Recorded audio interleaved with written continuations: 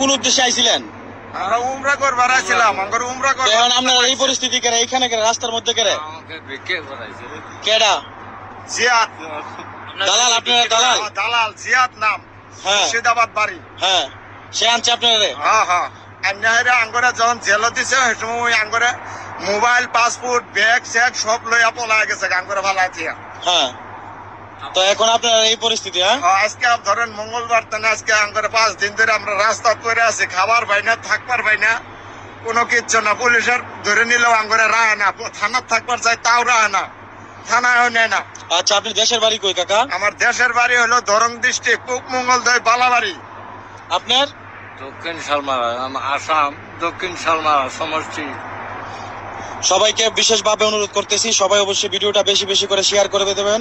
দেখতেছেন কাকারা দুজনেই মাজুর মানুষ, তাদেরকে আইনা তাদের সাথে অনেক অত্যাচার করা হয়েছে, তো অবশ্যই